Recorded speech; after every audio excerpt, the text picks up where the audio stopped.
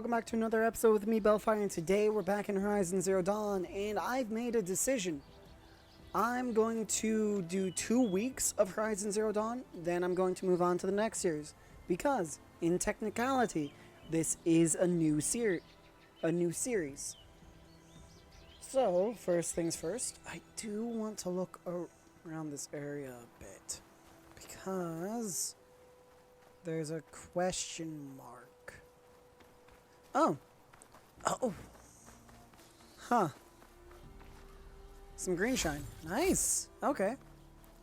Wait. I saw some green shine coming down the lift, didn't I? Yeah, I think so. Also, one other thing I did off camera. I did wind up, upgrading the rest of my gear.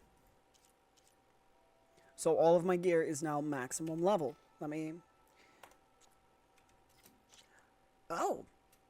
Yeah, sure. 7% more acid. Nope. And I finished leveling up my armor. Frost defense or melee? I'm gonna go frost. Okay. Shock traps. And yes, I have looked at the Fanghorn. I've scanned it. I now know what it is. And I'm just going through the rest of my resources, just noting down what I do and don't have. Oh, Lens of Midday. I forgot I got that. And then another skill point. What's this one do? Machine health boost, or I'm gonna go damage for now.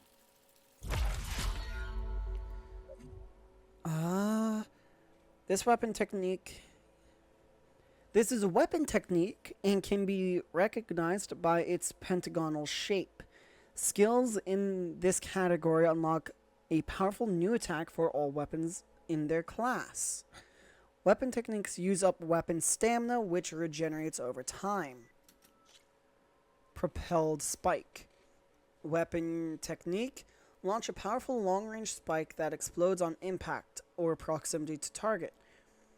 Uses up to 4 spikes of your currently selected type and depletes a large amount of weapon stamina. Okay. Spike trap.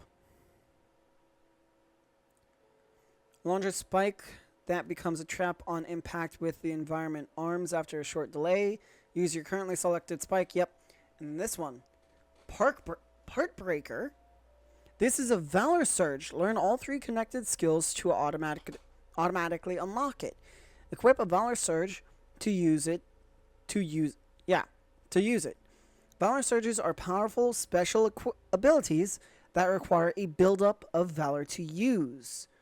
Earn Valor through various actions in combat, like removing components, targeting weak spots, and defeating enemies. Each skill tree offers different Valor Surges that provide unique advantages.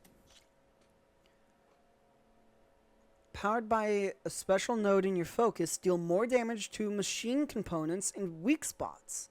Tear versus components, damage versus components, damage versus weak spots. So it's a 3-level thing. Alright. And then it overrides subroutines. Set a machine to either aggressive or defensive behavior while overriding. To override a machine, approach it undetected, knock it down, or stun it, then hold E to override it. Splitting strike. Launch a spike that splits into multiple projectiles to impact a large area. Interesting. Chain burst. Bolster your resolve against multiple enemies. Damage chains from one enemy to another within 15 meters and boosts knockdown power. That's pretty good. And then override overdrive. That just sounds like a cool ability. That's a Scrounger versus other Scroungers. Powered by a special node in your focus, all overridden machines emit arcs of electricity to nearby enemies. Deal more damage, take damage over time, and explode upon death. Arc damage every 2 seconds, 50, Damage increase 50%. Explosion radius 8 meters. 116. Oh, wait. Those are... Oh, 50% damage chains a second time to enemies within 5 meters. Oh, my lord. Tear versus components 85, damage versus components 85, damage versus weak spots 85. 50% chance per hit for valuable scrap to drop. 30% chance of triggering a knockdown on component removal. Oh my lord, Machine Master is amazing. So real quick, there's something unknown just 99 units away. Oh, but to get to it, I'm going to have to go around, which I will do after I complete this quest. Oh, wait. Oh, that's right. I already went down this way, but I was transported back because I quit the game and didn't go to the next checkpoint. That's right. I remember what happened now. Oh, last thing. Notebook. Machines. As you can see, there are a lot. The Slitherfang. Sorry. An enormous fast combat machine that can lash out from long range. Once it assumes a coiled stance, it has access to its full arsenal as its rotating body parts snap into place. Oh, great. Combat heavyweight.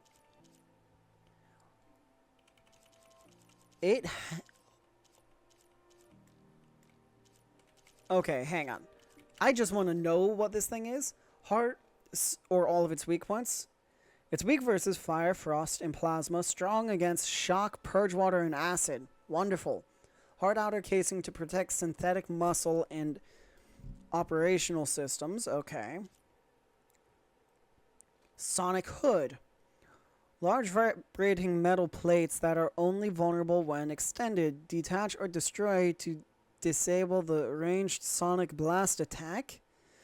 Detachable. Components can be detached with tear damage. Disables an attack if detached or destroyed. Contains valuable resources. Slitherfang primary nerves. Sturdy hard plate. Inbraided wire. Okay. Destroyed when killed. Component is destroyed if not detached. Okay. Earth grinder. Serrated soil churners capable of crushing nearly anything it ensnares. Tear off to collect. Detachable. Component can be detached with tear damage. Destroyed when killed. Component is destroyed if not detached. Key upgrade resource. Component is valuable for upgrading weapons and outfits. Got it. Glow blast canister. Glow blast storage. Tear off to collect this resource or shoot with a plasma arrow to detonate. Chain reaction triggers an elemental explosion if shot with plasma damage. And then detachable, contains valuable resource, destroyed when killed. Metal bite sack. Metal bite storage, destroy to disable acid attacks or leave intact to add loot to the carcass. Interesting. Explosive. Component explodes when destroyed and persists when killed. Sparkers. Chain reaction, shock storage, tear off to collect this resource, or shoot with shock arrow to detonate. Purge water, I'm assuming the same thing. Yep, purge water, shoot with purge water arrow to detonate. Oh, I see them right there. Acid canisters are through there. Resource canisters are stored throughout the body. Data nexus is right there. Indestructible. Component is vulnerable to damage. And then the purge water sack is right there. And then shock orbs. Oh, they're usable weapons if detached. Okay, good to know. There's one. The burrower. There are how many variants? Oh my lord. Recon lightweight. A common recon machine that emits a high-pitched sound to alert allies and stun enemies. It can tunnel underground and surface in unexpected locations. Weak against fire. Body, eye, ocular component that is especially vulnerable to damage.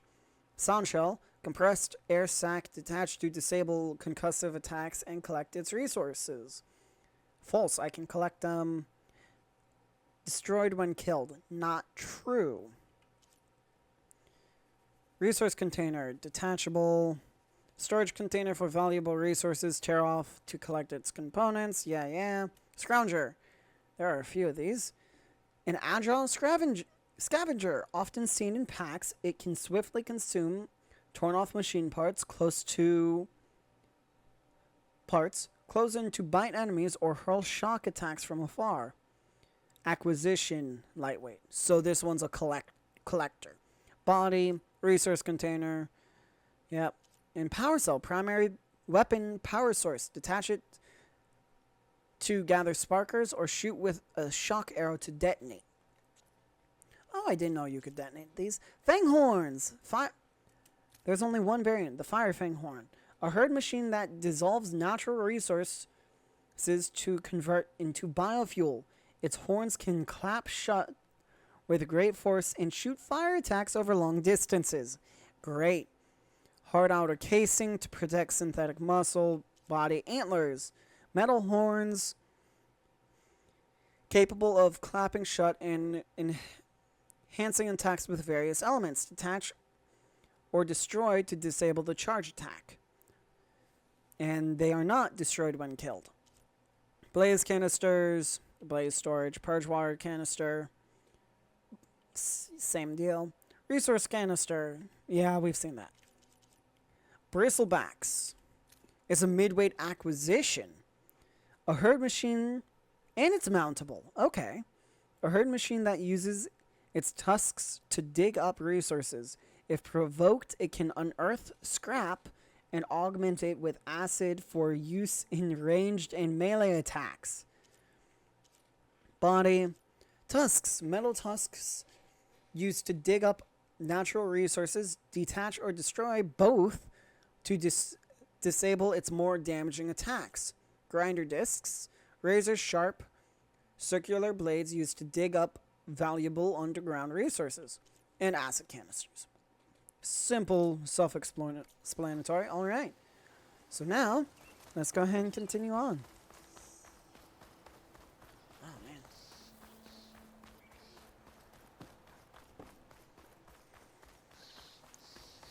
So apparently, those, or its tusks, are destroyed when it gets taken out. Apparently. Oh, maybe it's saved here. I think it did. Okay.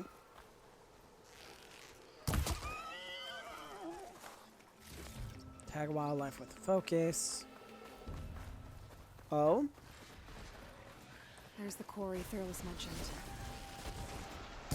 Break those ass suckers! Let's get this done! Oh, man. That's it! Smash and scrap! One less machine. Whoa.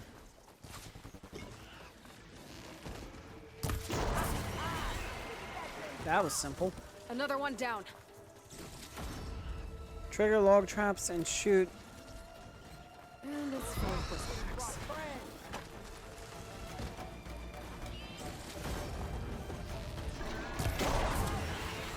Incoming. One less machine.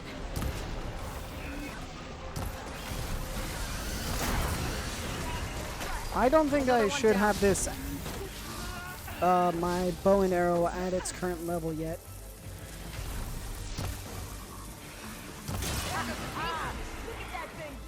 There. Quarry's safe. Oh, more coils. Okay. I'll talk to you in just a second.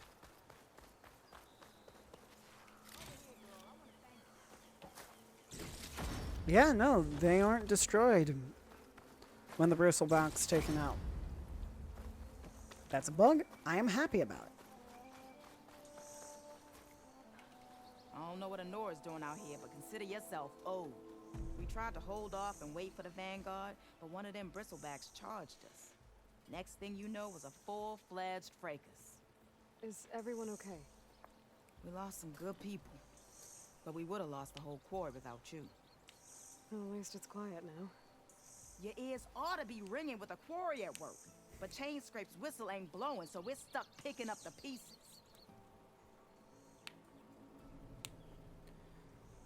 I want to know more. You need the whistle to get back to work? Me and my crew were just little cogs out here. Can't lift a hammer till Olvin blows that thing. Because if we work without his say-so, he'll ban us. And my people have been through enough. Ulvin holds that much power? He's got the money and connections to snuff our fires for good. Almost feels like we stood a better chance with the bristlebacks. Okay. What are you and your crew working on? We're supposed to be working Olvin's claim, digging out stone to show our barren light. But the work stoppage and the bristlebacks cut us short. Never seen those blasted things in a dawn before. Where in Forge Fire did they come from? I'm not sure. At least not yet. I need to get going. Stay safe. Thanks to you, that might actually be possible today.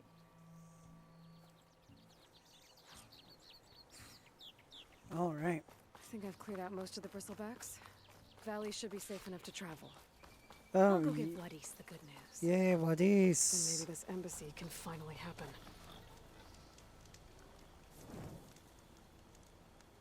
Oh, that's good to see. Unknown machine strike.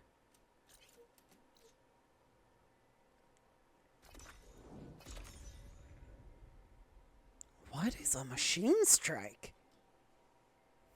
I'm curious now. Time to give Vladis to Barrenlight.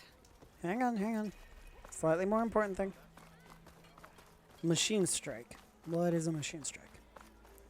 In here? Yeah, in here. How does one get in? Where's the door? It looks like these two buildings are connected, so Didn't expect to see you up and about. if I go in here, around here, around to the back. Oh! Aloy, change your mind about that brew? Oh! Come to revel in some strike, sister? Let me set the board. I was just passing by. First timer, huh? Don't worry about it. I'll go easy on you. You got any pieces? No. Well, aren't you in luck then? I got an extra set, a Tanakh original, straight out of the Forbidden West. Oh. Sit. I'll run you through it in a hot spark. I'll give you something special if you win it on my boards, too. Okay, I'm curious. You have piqued my interest. Not completed. Beginner's tutorial. I have the opponent set. 2 burrowers, VP 1, no skill.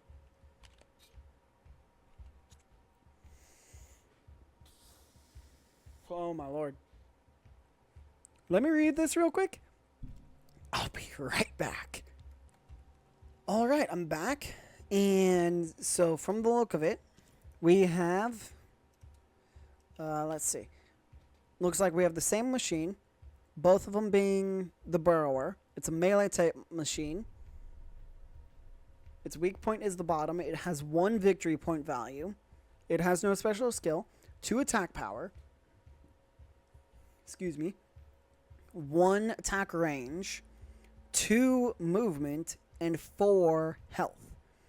Then the board is 64. The board is an 8x8. So this board, as an example, is a 60 or an 8x8. What was it? Grassland terrain. All right. Yeah, let's begin it. All right, let's start off simple. The Tanakhs like to say that Machine Strike is a game of pure strategy. We each get a set of pieces. Each piece represents a kind of machine, And each machine is worth a different number of victory points. And to win the game, you'll need to gain 7 victory points by destroying the opponent's machines. It can be tricky remembering the details of every machine, so we use these notes to keep track of them. You see that number on the top right corner? That there is how many victory points you'll get for destroying that machine. Notes also tell you how far a piece can move, So I didn't need to read everything. how powerful their attacks are, the distance they can strike from, I didn't need to read everything. and of course, their health. Okay, that's enough for now. Let's just play. I'll explain the rest as we go. I own the board, so I get to choose who goes Yep. first. Since this is your first time, I'll let you go. Usually you get to choose which pieces to set on the board, but this will do for now. Pick up that machine piece to your right, and move it forward. And remember, each machine can only move a certain distance. Take a look at your notes if you need a reminder. Use arrow keys. Oh, okay. Easy enough, huh? Now, you get to move 2 machines each. Perfect. There's not much else to do for now, so just end your turn. We're forging onwards. Let me move my pieces here. Oh boy. And we're back to you. This time, why don't you try attacking one of my pieces? Try with that machine on your right first. Now move the piece close enough to attack one of my machines. You gotta move that piece close enough to attack my machine, okay? Oh, well, When fine. performing an attack, you'll be testing Oh, your I machine's see. combat power against the opponent's. A machine's combat power is a combination of the terrain your machine is standing on and its own attack power. This board only has grassland terrain, which has no Yep. effect on a machine's combat power. And your current machine has 2 points of attack power. So in total, your machine's combat power equals 2 points. Since my machine isn't the one attacking, it has 0 points of attack power. And just like your machine, it's not affected by grassland terrain. So right now, the difference in combat power between the 2 machines is 2 points. This means your machine can do 2 points of damage to my machine. Did you get all that? Yes. But Knew you were a smart one. Finish up by attacking my machine. Come on now, attack my machine so we can move on. I tried. Fine. Not pulling any punches, huh? See how your machine can't move close enough to attack mine? You can make your machine sprint. That lets it move 1 space further. Try it out. Downside to sprinting is that your machine can no longer attack. Now, some players like to take a risk and overcharge their machine in cases like this. Overcharging lets you attack after a sprint, but it will damage your machine's health by 2 points. So use at your own discretion. That's about it for your turn then. Come on, end your turn, okay? Fine. Now, I'll let you in on a neat trick. That machine of yours, the one closest to me, grab a hold of it. Same as in the wilds, machines have both armored points and weak points. You can see them marked on the pieces. Yep. Blue shows where their armor is thickest. Hit them there and you'll do some damage, but not a lot. Now, red shows the machine's weak points. Hit those and you'll deal a mighty blow. Here, let me show you. Rotate that piece so your machine faces mine. Now let that machine have it. Off the board she goes, and there's your first victory points. Yep. You don't have 7 of them yet, so let's keep going. Your machine attacked mine, but hasn't moved yet. Go ahead and move downwards towards my remaining piece. You've already attacked a machine and moved your piece. But if you overcharge your machine, you can attack a second time. That's right. Ain't that a thrill? Now, because your machine was knocked out at the same time as mine, we both get the victory points our machines are worth. Good news is, since you're the one attacking, you're gonna receive your victory points before I do. Oh, Which means you okay. can reach the coveted 7 victory points first. That's why sometimes losing a piece can be the best way to end a game in your favor. Now, you'll notice you didn't get quite up to 7 victory points this time, but you did destroy all my pieces. That means you're the winner! That wasn't so hard, was it? Just remember to always check for the best terrain to attack from. You'd be surprised the advantage you can gain over an opponent like that. I know it saved my behind in a game or two. I'll try and remember that. Oh, before I forget, these are all my spare pieces. I want the Savior of Meridian to have them. It's a small set to be sure, but it should be enough to get you in on any strike games you find out there. You might even fancy looking out for them strike carvers. They've got all kinds of unique pieces that can turn the game in your favor, though they'll need the right materials to craft you. Or you might find them in the wilds if you're lucky. You know, I've lost my fair share of pieces after a night of machine hunting or brew hopping. No need to thank me. Always a pleasure to help out new strike players. Now, if you feel like playing a real game, I've got plenty of other boards. I could even teach you a few more tricks if you're up for it. Thanks. I'll think about it. I've thought about it. You're one step closer to mastering the game of Machine Strike. Hey. Yeah. Train and knockback tutorial, and then also machine types and skills. Oh, boy. Yeah, beginner set. You're ready? Yep. I knew I'd make a strike player out of you yet. How about this time I tell you how to use a board's terrain to your advantage? This one's got all the different terrains you can encounter in a game of Strike. Knowing when and how to use them can mean the difference between victory and defeat. Terrain mainly affects your machine's combat power. As you know, when fighting an opponent's machine, you compare its combat power to yours. Yes. The higher your machine's combat power, the more damage you can do.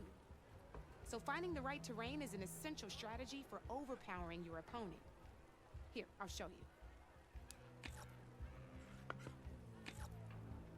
Grab that piece to your left and move to attack my...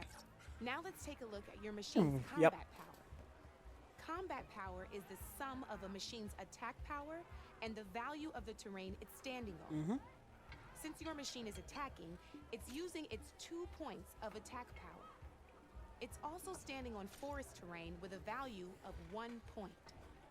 Add those together, and your machine has 3 points of combat power. My machine is standing on grassland terrain with a value of 0 points. It's also not attacking, which means their attack points aren't in play. Yep. So my combat power is 0. This means your machine can do 3 points of damage. Go ahead and test it out. There you go.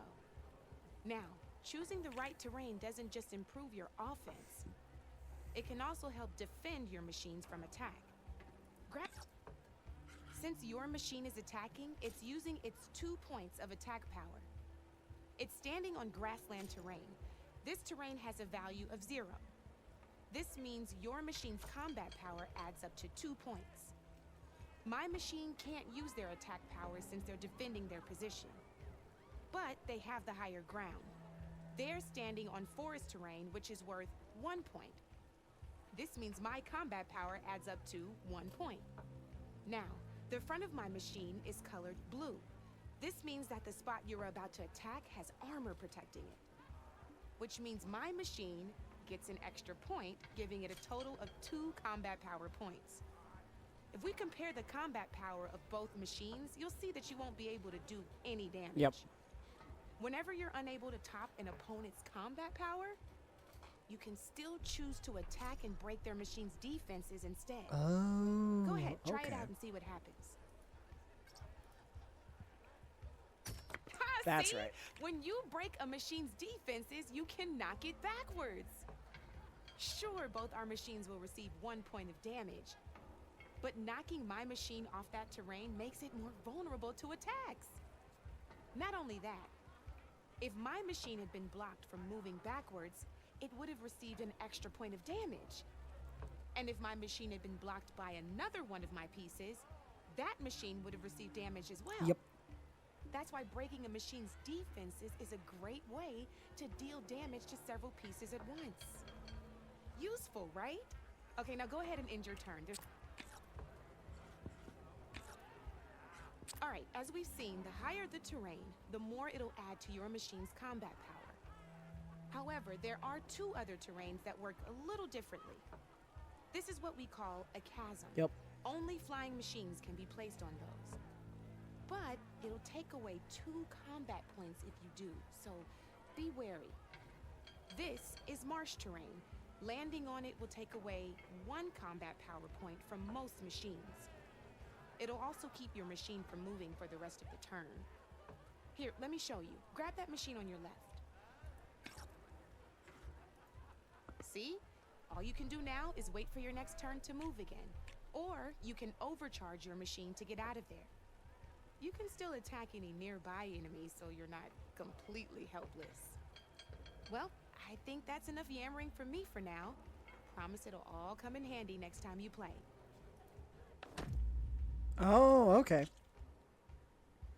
Last tutorial, then some challenges. Oh, from her. Okay. This one is machines, types, and skills. Here for more tips?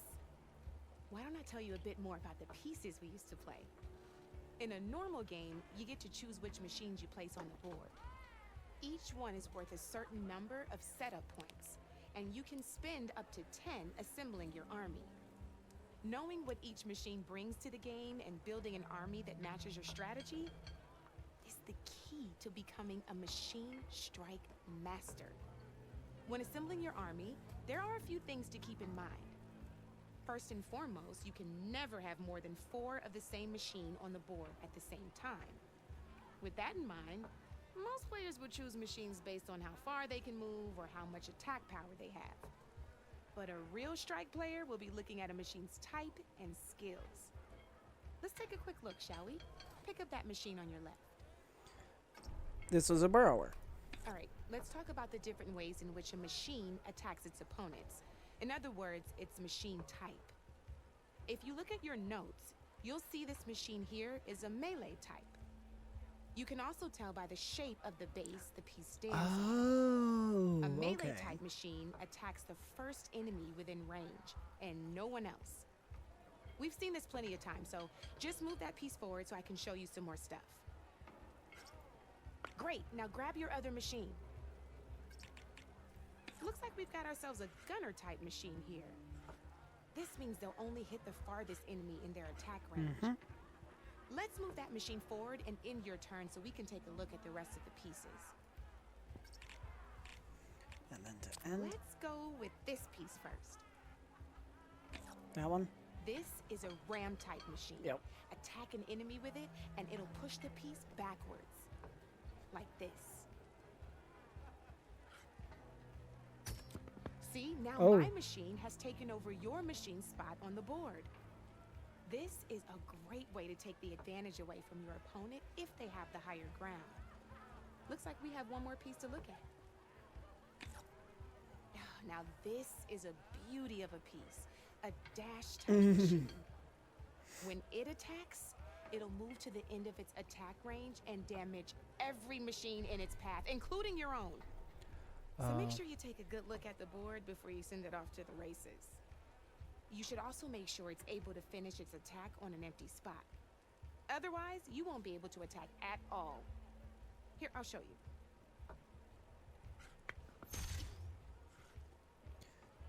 Look, it even rotated your piece. A nifty little piece you'll definitely want in your set. If you look at your notes, you'll notice this particular machine has one of the skills I mentioned before. There's quite a few of those, and we haven't even looked at all the machine types yet. but I'm pretty sure you've got more important things to do, so I made you a list. It's got all the tips and tricks we talked about, too. Yep. I think that about does it for now, so if you want to play a real game, just let me know. I'm thinking I'm going to play more. Okay, so that's all the tutorials. Ooh, a bristleback strike piece. Defeat all opponent. Yeah, sure. Sure. Yeah. Let's do this. All right. So I will set this first one, I'm thinking here. Okay, one to match, and then this one right here. Board's all yours. I will move you to there, and you to right there. Okay, let's see.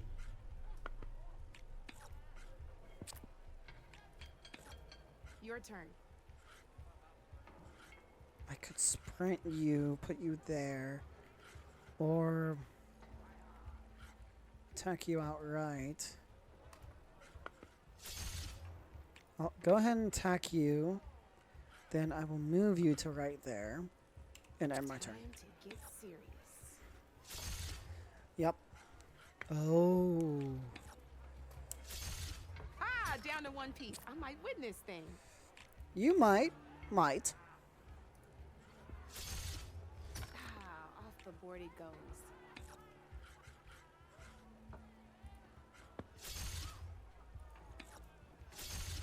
Oh, I thought I had that one.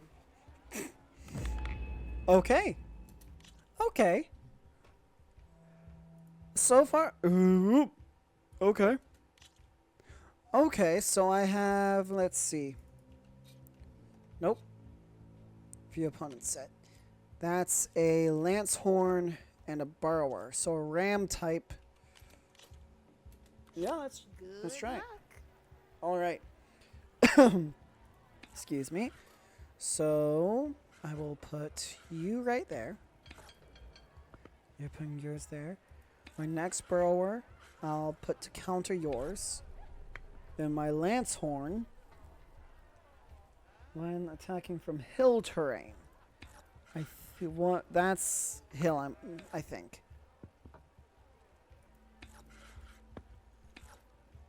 Your move, Red. Yeah, that is his hill terrain. All right.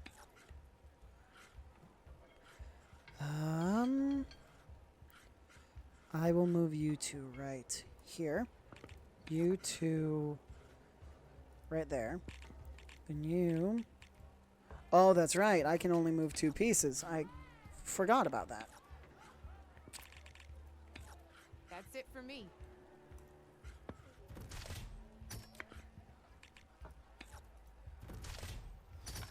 One less piece on the board. Yep. And nope. I can't unselect a piece. You're kidding. Well, that's problematic. Yeah. I'm up. Oh, no. That was brutal. Oh, no. You're up, Red. I could do that, or I can move it back. Or I could attack that one outright, or move up here to attack you. If I move there, overcharge. Get you down to 1 hit point. Hey, I like that piece where it was. Okay, so now I could sprint here. Take that part piece. Oh, Fearless. no.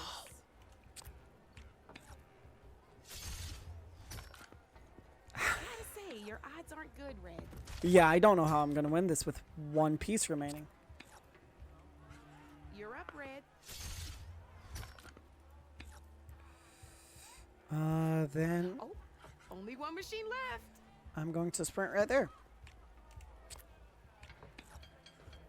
Time to make my move. Oh, won. man. Oh, but I'll play you again if you want. Okay. I'm going to retry it. I'm not going to retry that because I want to continue. I will be playing more of these off Come camera. back anytime, Red. Wait, Was that a skill point I saw? I will... Is this some good company?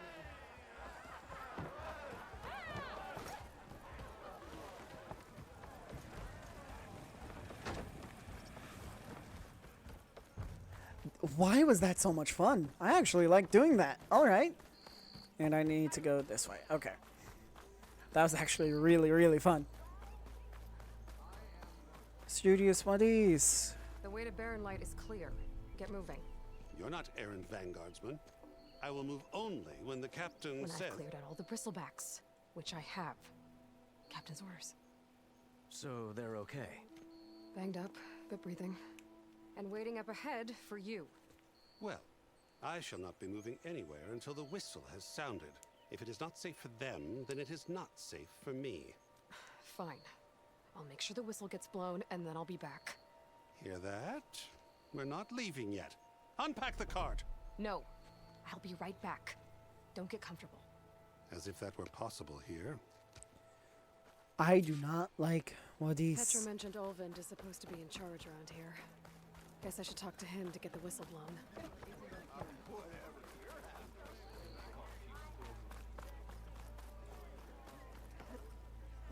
are on the same side here, Olvund. What do you want, Olvund? Some kind of payment? My dear magistrate, you think I can be bought? If you want that whistle blown, all you have to do is have your soldiers remove the bristlebacks and sign the concession decree. Face it, what other choice do you have? Hi. Savior, what auspicious timing. Might we discuss a matter of importance to the Sundom? We might. Later. Very well. I shall be waiting. So, the savior herself, Walloper of Derval, gutter of youth. Maybe. I've heard many tales of your beauty and heroics, my fierce lady warrior. Olvund Freehold, at your service. So, what could have dragged you away from the fine silks and wine of Meridian to this smudge of a settlement? Your saviorly attention must be needed elsewhere. I'm here for the embassy and... The embassy? Why, by the forge. Ah. Greater gears for greater matters. Guess that means you'll be moving on. Once I've dealt with any problems around here that need my saviorly attention. Ah, the bristlebacks, of course. Got to get rid of them if you want that embassy to take place. Well, best get to it, hey? And off you go. Not so fast.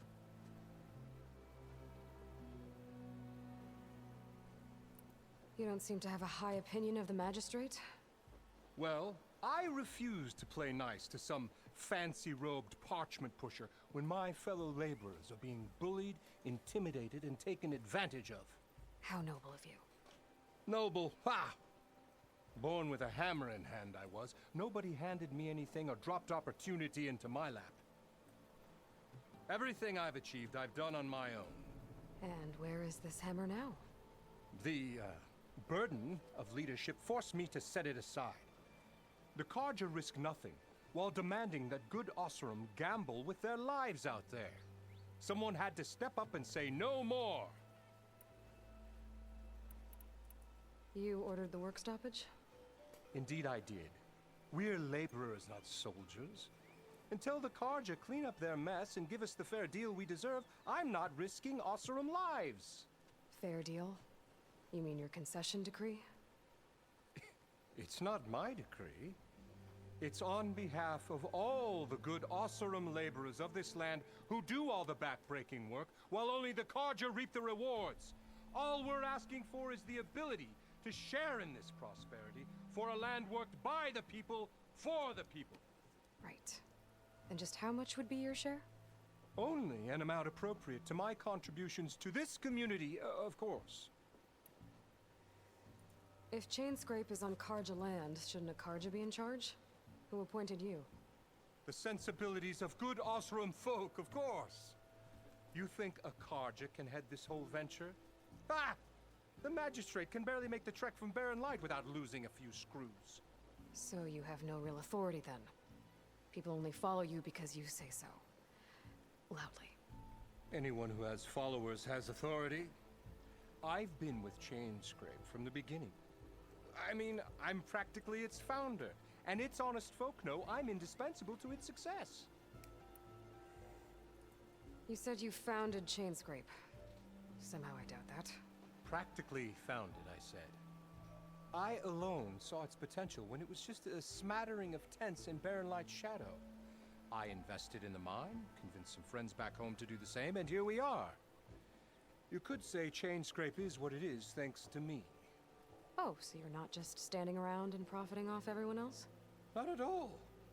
Sure, I make a little return on my investment here and there, but my main priority, as it was from the beginning, is to look after the well-being of these honest, working Osram.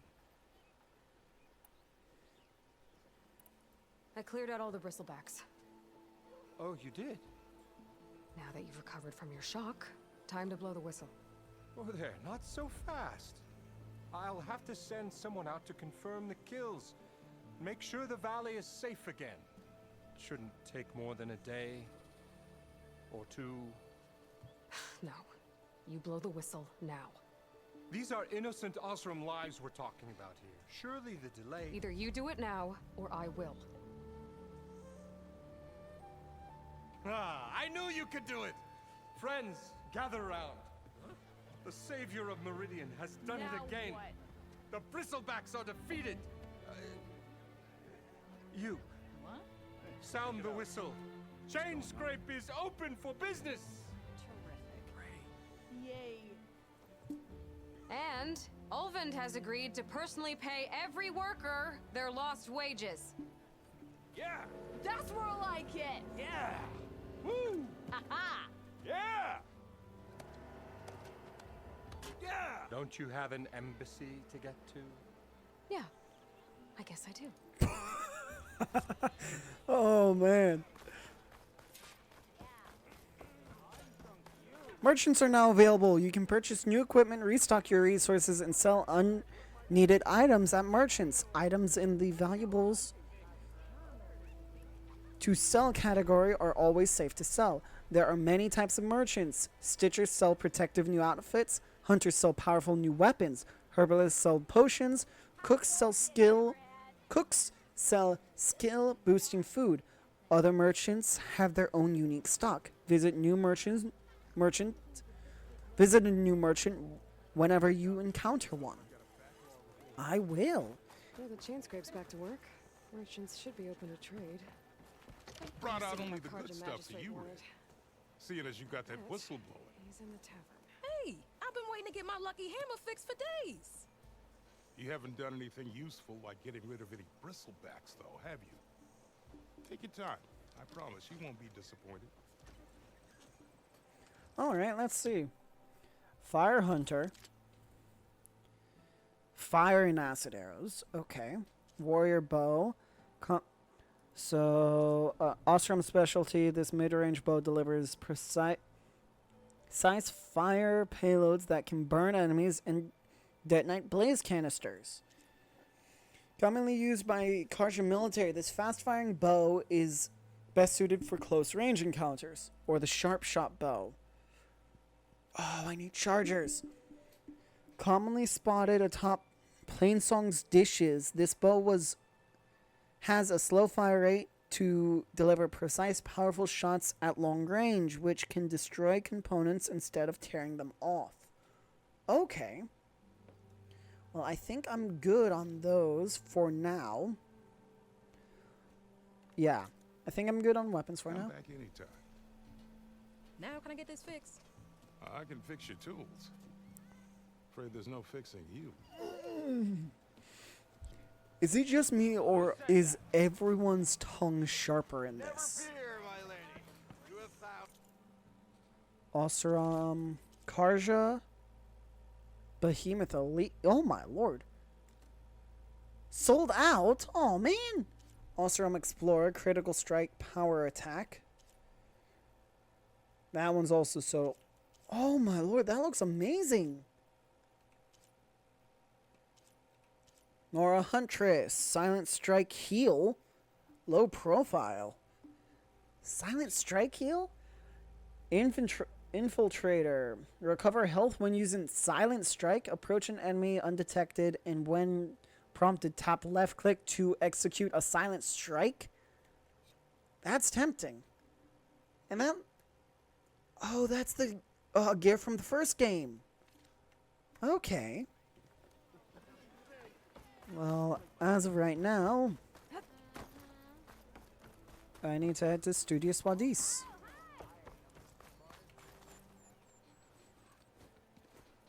You heard the whistle. Time to go. But I was supposed to have 3 escorts. I'm off to Baron Lightwaddies. Like Aloy said, Captain's orders. You can stay here. Abandoned to the riffraff? I think not. Guess you're coming with me then. See you there, Aloy.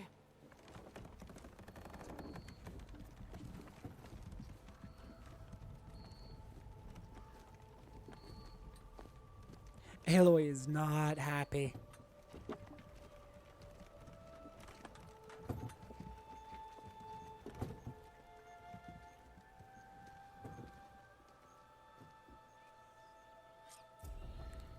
To the brink. Now that that's done, the embassy can finally get underway. Yeah, let If me we can get just... through it, Oh, I'll be able to track down Silence. Hades. Maybe even a Gaia backup. Guess I could head straight for Barren Light. Or poke around the Daunt some more first. yeah. Maybe take Petra up on that drink. I was actually planning to do exactly that. So you know what? Let me go... take Petra up on that drink first. Which... Oh, I can go in here.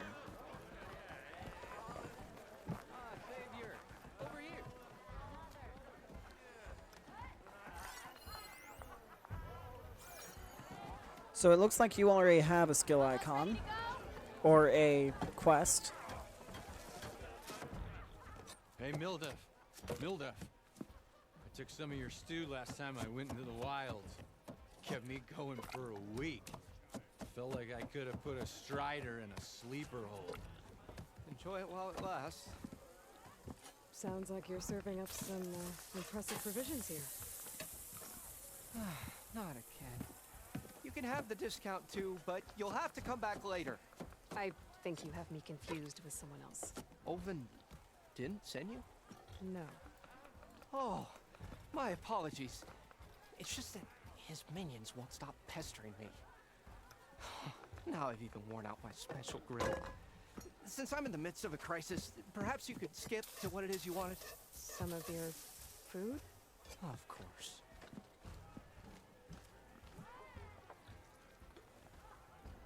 Are Ulvin's people causing you problems? Oh, yeah. They constantly demand my best, but the equipment I need to make my signature dishes isn't built for batch cooking. And don't get me started on the Ulvin discount they feel so entitled to. And if you refuse? I make meals, no trouble. How did you end up in Chainscrape? Heard about a new and upcoming town at the edge of the frontier. Where there's a town, there's a tavern. I was in need of work. So I got myself out here and started cooking. Some of these people had never tasted proper boars and berries stew before. Anyway, next thing I knew, people kept coming back. Guess they liked my food. Or the ale. Your last customer mentioned your cooking really kept him going out in the wild. Where I'm headed, I could use some of that. I would be happy to oblige, especially since you have the decency to ask pleasantly. But my special groove griddle is no more. Without it, I can't cook any of my signature dishes. I hate to think what'll happen when I'm forced to refuse Ulvin or his goons. Even if I already had the right ingredients, there's nothing I can do. Unless you can source me a temporary replacement? What do you need? For the ingredients, a few pieces of decent wild meat, and I'd say a big handful of bitter leaf stems. That'll do. As for the griddle, a corrugated metal panel might suffice until I can have a new one forged. You'd likely find one in a scrounger pile. if you follow the river to the northeast. Don't worry, I'll clean it first. You'll have no issue finding boars and bitter leaf on your way. Assuming you're as much a hunter-gatherer as your clothing suggests. Thanks, Mildif. I'll keep an eye out. So that's what gratitude sounds like. And don't let anyone push you around, okay? If you say so. Okay, Aloy has gotten softer. Alright, let's first take Petra up. Come for that beer after all, eh? Here, sit down. Get a pint in her hand. Wasn't expecting you to swing by. Since when do I do what's expected? Ha! There's that spark. Fire and spit. Fire and spit.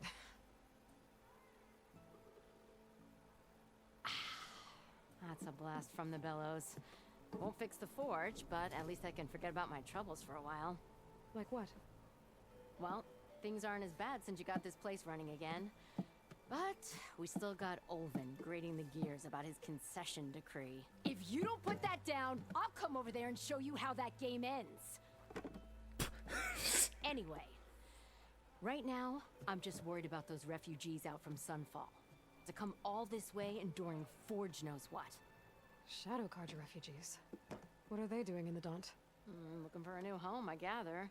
They're camped out by an old trailhead, southwest of here. And therein lies the problem. A Stormbird crashed up on the cliffs last week, and Talon Cleanbrokers had his eye on the salvage ever since. But the refugees have barred entrance. Mustn't interrupt their sun-scorched ritual. Something about finding a twilight path. Huh. Never heard them talk about that before. Yeah, well, these particular Shadow Carja are an odd bunch. But overall, they're peaceful folk. Not that it matters to Talland. He'll crack some heads to get to that salvage.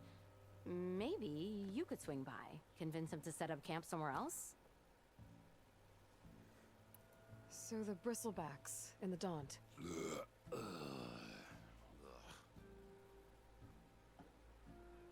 Where did they come from? That's the thing.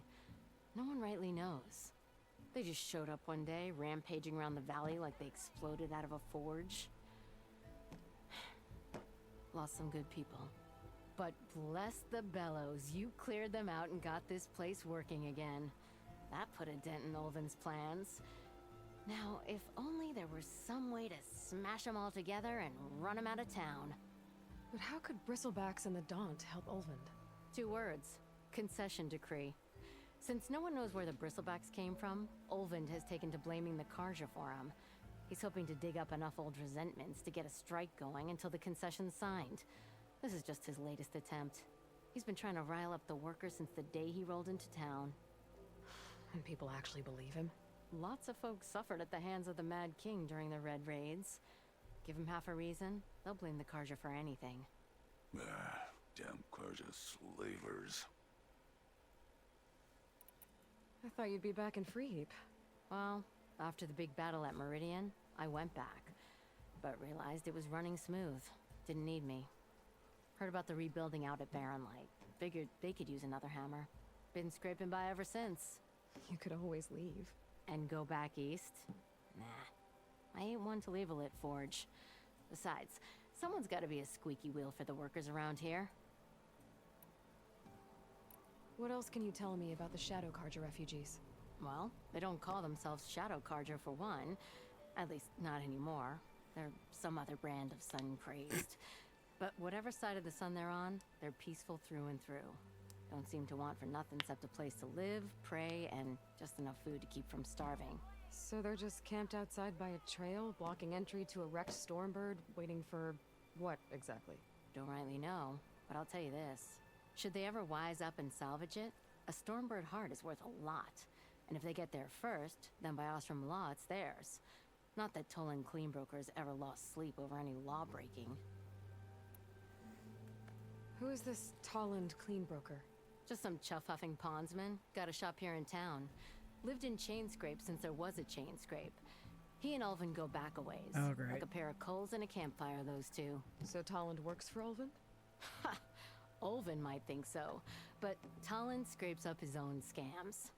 And he ain't the type to let a few refugees get between him and Stormbird salvage. So about Olvend. Around here, everything's about Olvend. How'd he end up in charge? He got here early, like a squirrel smelling a fat nut. He knew rebuilding Barren Light would need stone and timber. So he jangled purses all over Mainspring, getting investors to front claims on anything in the Daunt that might be worth a damn. Thing is, all the bankers back home know that this is Karja land, and the Sun King can revoke those claims at any time. That's why he's desperate for the magistrate to sign off on a concession decree. Ah. This concession decree, what is it exactly? And how would it help Olvend? It's pig diddle, that's what. A writ that would put all Osram claims in the Daunt under Osram law, even though they're on Karja land. It would mean that any existing ore, stone, and timber claims couldn't be revoked by the Karja.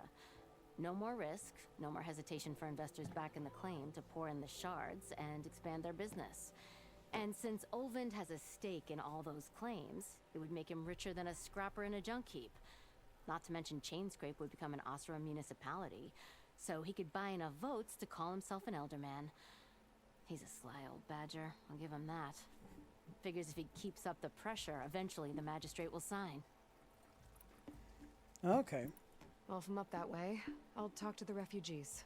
Try to convince them to move. Much appreciated. They have it rough. Don't need Talon making it rougher. Petra said Talon has a shop here in Chainscrape. I could have a word with him first. So my plan is to, off camera, I'm going to run around here, get all of the excess quests I can, and then I'm also going to finish the machine strikes, and then I will start the next episode. So I hope you all enjoyed this episode. Please don't forget to leave a like, comment, subscribe, share, all that amazing stuff, and I'll see all of you in the next one. Bye, guys.